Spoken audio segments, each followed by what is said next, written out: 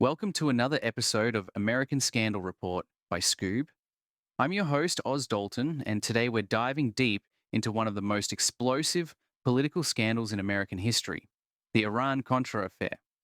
It's a story so bizarre, so convoluted, that if you pitched it as a Hollywood screenplay, producers would tell you it's too unbelievable. We're talking about secret arms deals, hostage negotiations, covert wars, shredded documents, and a Marine lieutenant colonel who became both a national villain and a folk hero.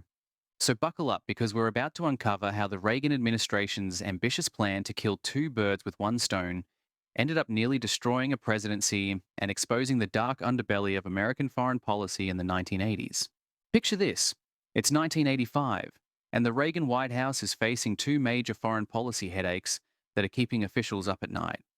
On one side of the world, 7 American hostages are being held by Shia militias in war-torn Lebanon, a country where kidnapping Americans had become as common as morning coffee.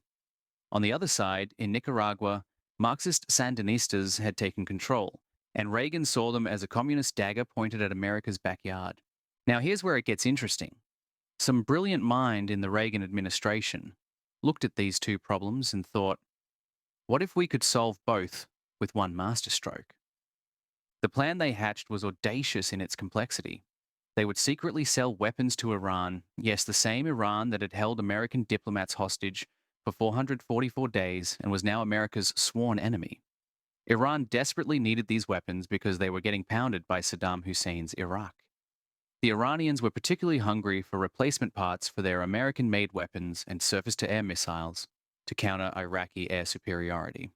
But here's the genius part, or so they thought. Iran had influence over those Shia militias holding American hostages in Lebanon. So the deal was, we give you weapons, you get our people back. Simple, right? But wait, there's more. The profits from these arms sales wouldn't just disappear into some government account. Oh no, they had bigger plans. Every dollar would be secretly funneled to the Contras, those right-wing Nicaraguan rebels fighting the Sandinistas. This was particularly clever because Congress had banned military aid to the Contras in 1984. The Reagan administration found a way to flip the bird to Congress while claiming plausible deniability. There was just one tiny problem. Selling weapons to Iran had been illegal since 1979 due to an arms embargo. But the Reagan team had a solution for that too. They would route the weapons through Israel. Despite their suspicions about Iran's Islamic regime, Israeli leaders saw Iraq as the bigger long-term threat because of its connections to left-wing factions throughout the Arab world. So Israel agreed to transfer their own weapons to Iran and get replenishments from the United States.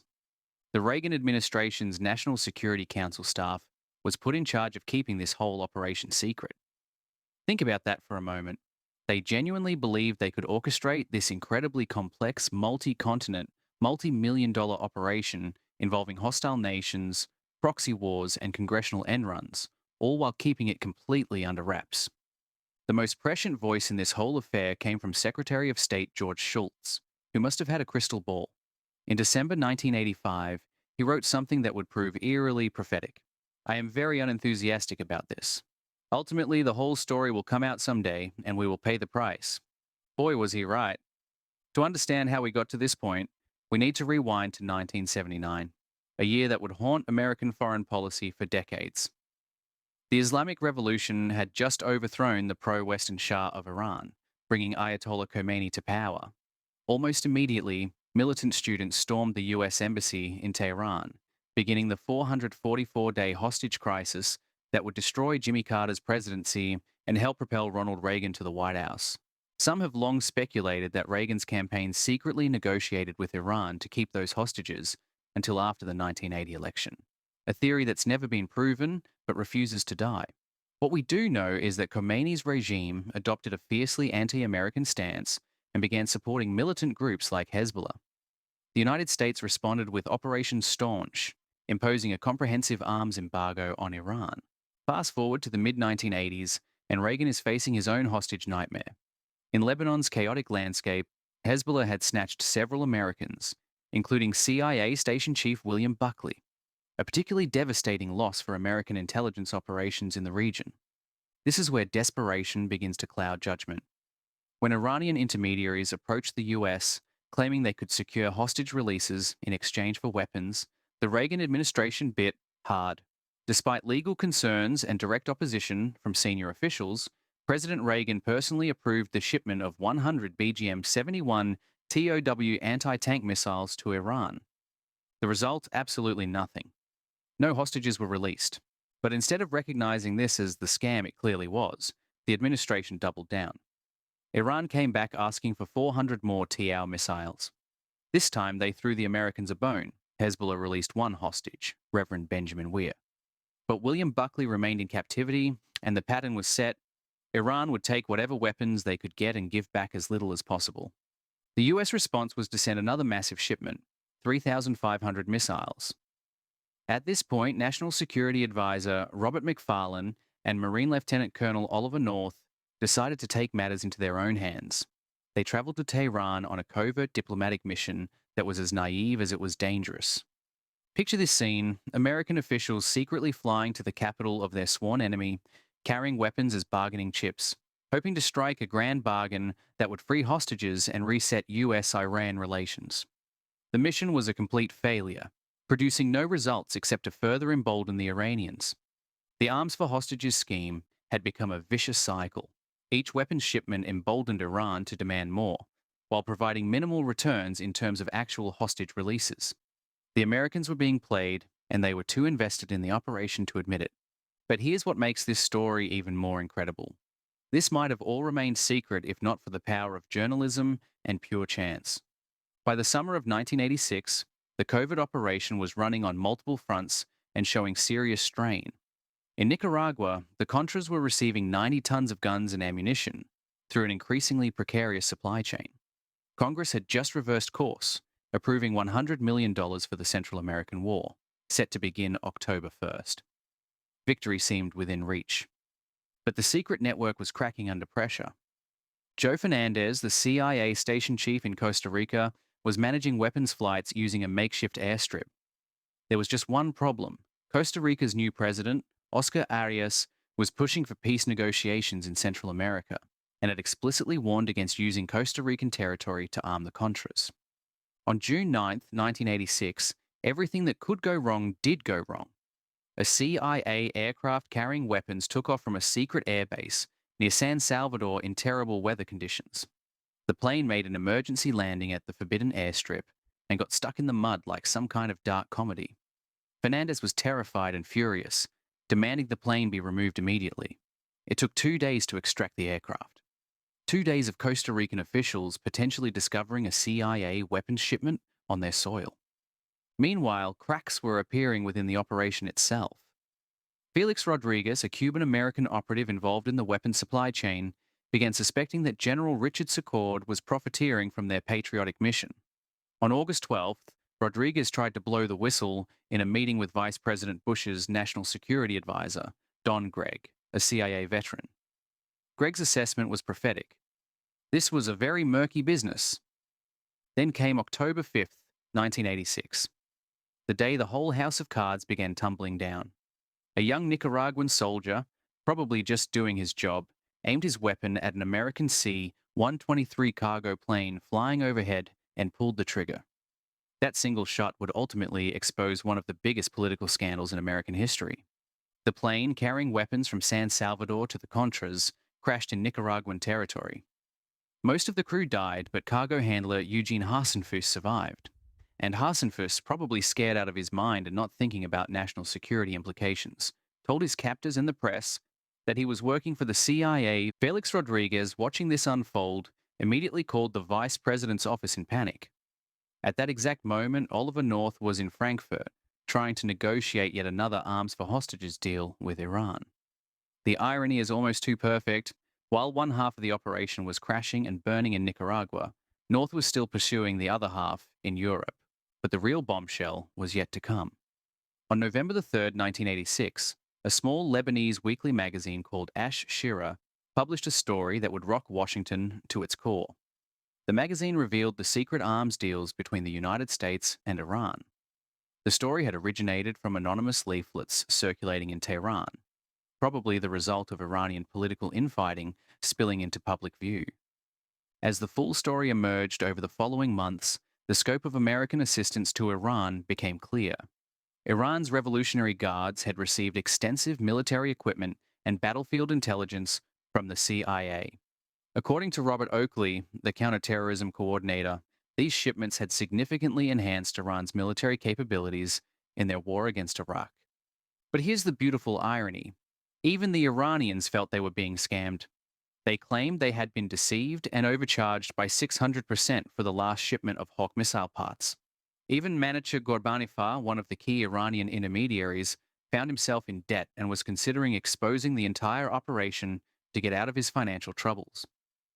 The house of cards that the Reagan administration had so carefully constructed was now collapsing in real time, and there was nothing they could do to stop it.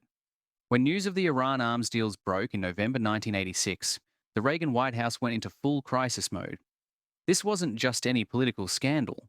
This struck at the heart of Reagan's entire foreign policy philosophy and his reputation as a strong leader who didn't negotiate with terrorists. On November 13th, President Reagan took to the airwaves from the Oval Office, hoping to contain what was rapidly becoming a political firestorm. His performance that night would go down as one of the most unconvincing presidential addresses in American history. Reagan denied the obvious, that the United States had traded weapons for hostages, thereby undermining allies and secretly violating America's stated policy of never negotiating with terrorists. Instead, he offered an explanation so thin it was almost insulting to the intelligence of the American people. He claimed he had only authorized small shipments of defensive weapons to prove to Tehran that American negotiators were acting with his authority. Think about that for a moment. Reagan was asking Americans to believe that thousands of anti-tank missiles and surface-to-air missile parts were defensive weapons, and that they were sent merely as calling cards to prove the negotiators' legitimacy. It was the kind of explanation that might work on a 5-year-old, but not on a nation that had just learned their president had been secretly arming their enemies. The reaction was swift and brutal. Even Saddam Hussein, America's sometime ally in the region, couldn't resist weighing in. From Baghdad, the Iraqi dictator commented that while the revelation wasn't particularly surprising, it highlighted the moral decline of the Americans, particularly their president. When Saddam Hussein is taking the moral high ground against you, you know you're in trouble. As the scandal metastasized, separate investigations were launched by both the White House and Congress. But here's where the story takes another incredible turn. Oliver North and National Security Advisor John Poindexter began systematically destroying evidence.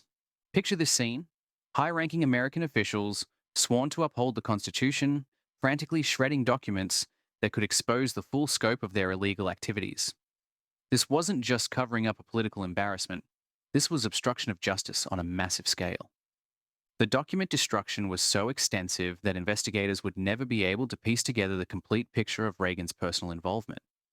This wasn't accidental. It was a calculated effort to protect the president by ensuring that any smoking gun evidence disappeared into confetti. In February 1987, the Presidential Commission, known as the Tower Commission, released its findings. Their conclusion was almost comically gentle. They attributed the scandal to Reagan's insufficient supervision and apparent unawareness of what his own National Security Council was doing.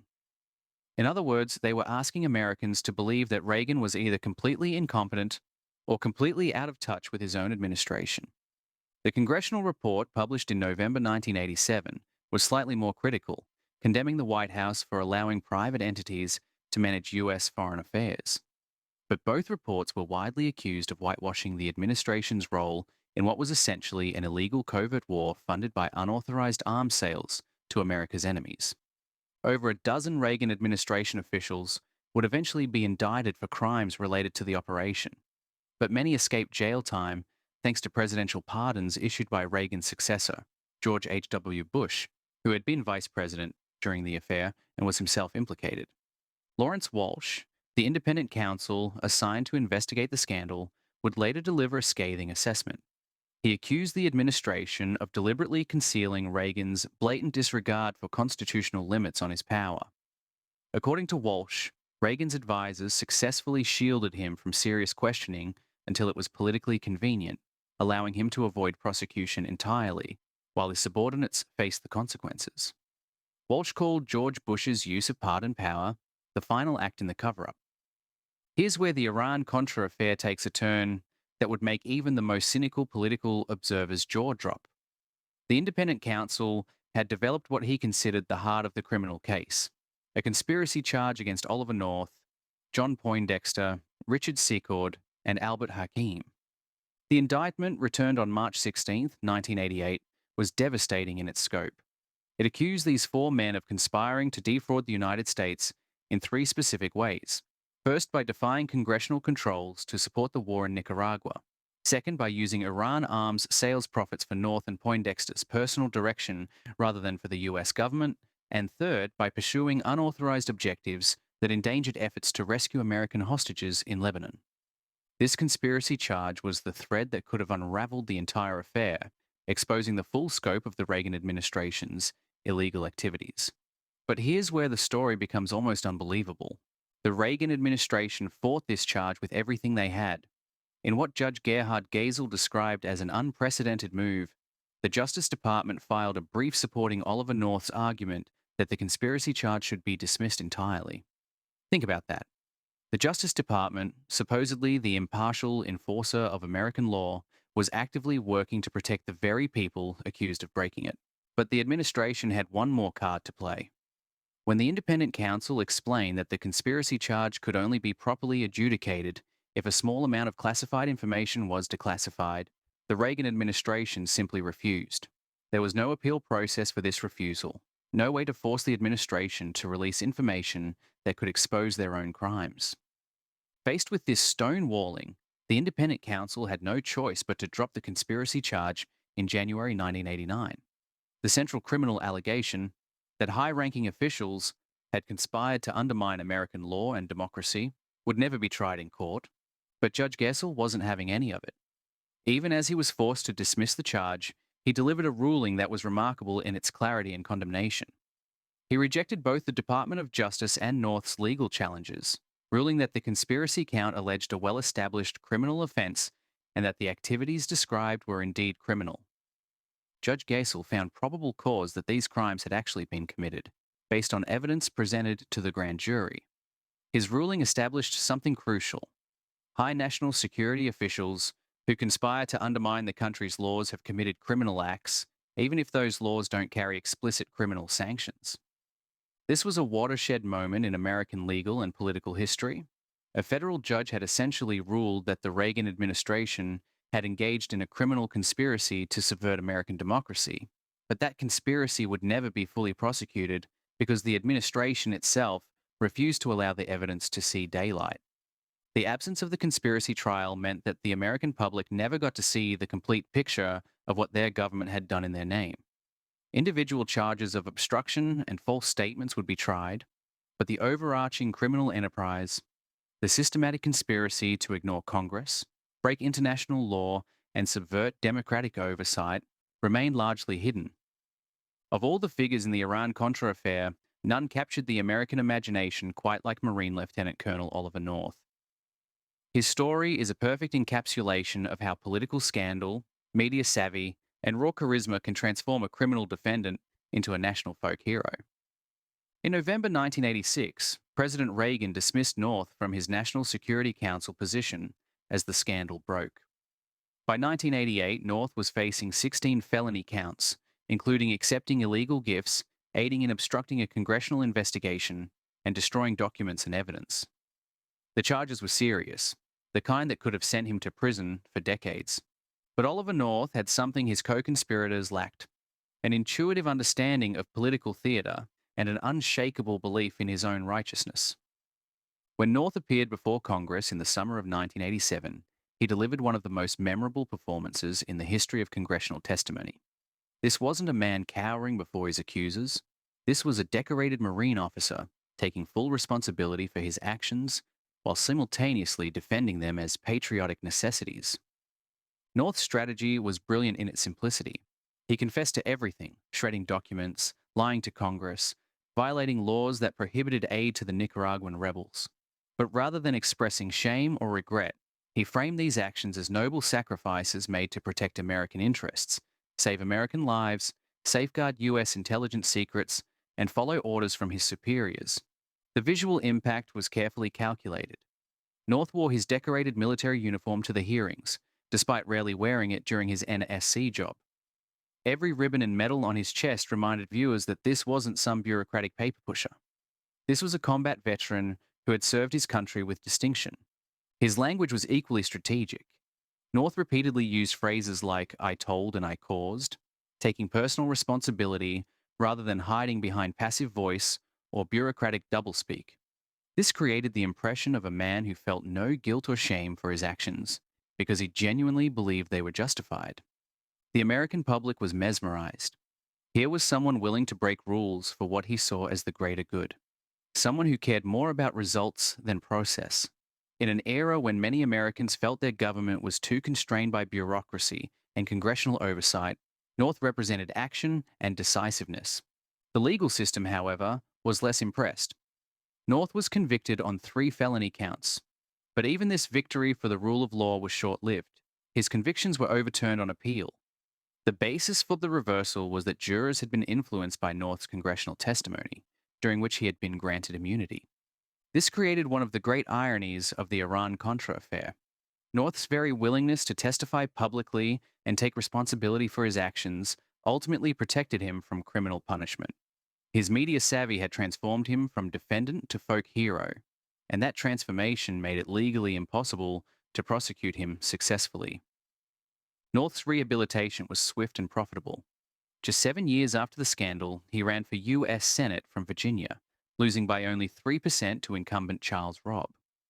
During that campaign, he raised approximately $16 million through direct mail fundraising, making him the top recipient of such funds that year in the entire United States. Today, North is a television commentator for Fox News, a well-paid speaker, and the author of several books. His transformation is complete, from criminal defendant to media personality to conservative icon. Perhaps most remarkably, public opinion supported this transformation. A Wall Street Journal survey of senior US executives found that the majority would hire North. A broader public poll showed that 56% of Americans would hire him, while only 35% wouldn't, and 9% were unsure. The Iran-Contra Affair wasn't just a scandal. It was a masterclass in how power can bend and sometimes break the rules. Secret arms deals, backchannel operations, destroyed evidence, and presidential pardons, all orchestrated under the guise of national interest. But here's the real question. What if Iran-Contra wasn't an exception, but a blueprint? It exposed the fragility of checks and balances, the power of political theater, and the uncomfortable truth that in Washington, consequences often depend on your rank, not your actions. Want to dive deeper into how a mid-level Marine became a national hero, how convictions were overturned, and how a president's inner circle quietly walked free? Download the Skoob app now to hear the full story and discover what happens when ideology, secrecy, and executive power collide. This has been American Scandal Report, and this is your host, Oz Dalton, reminding you to subscribe for more stories that reveal the cracks beneath the surface.